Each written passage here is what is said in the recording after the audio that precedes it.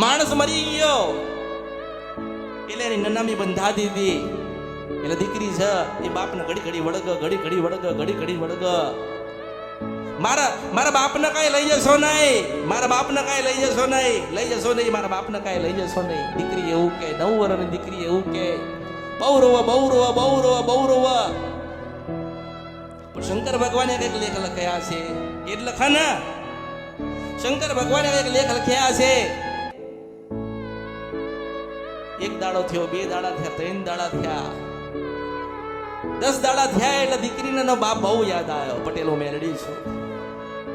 9-10 દિવસ થયા એટલે દીકરીને એનો બાપ બહુ યાદ આવ્યો, બહુ યાદ આવ્યો, બહુ યાદ આવ્યો. રાત્રે 12 વાગ્યા એટલે બાપનો ફોટો તો હોય ને, એટલે બાપ દીકરીને ફોટો હતો. તો દીકરી પોતે જ્યાં સૂતી હતી ને ત્યાં એના બાપના ફોટાને જો કરતી હતી.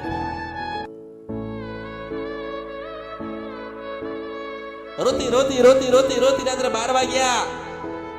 રાત્રે 12 વાગ્યા એટલે એને એવું થયું કે મારા પપ્પા હતા ને, મારા બાપુજી હતા ને, મારા બાપ હતો ને, એ 2 અગરબત્તી મેલડી નહીં કરતા. આ સત્ય હકીકતની વાત કરું છું.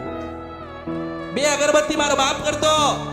તે દીકરી રાત્રે 12 વાગ્યા, એક 9 વર્ષની દીકરી રાતના 12 વાગ્યા અને જઈને મેલડીની 2 અગરબત્તી કરી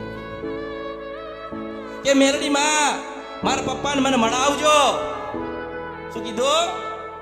હે મેલડી માં મારા પપ્પા કાં ગયા, મને મળાવજો. એવું કહીને રોઈને પાછી એ ઊંઘવા ગઈ. ત્યાં પાછો ફોટો જોયો. ફોટો જોઈને થોડું રોઈ. રોતા બાપને યાદ કરતા પટેલ ઊંઘી ગઈ.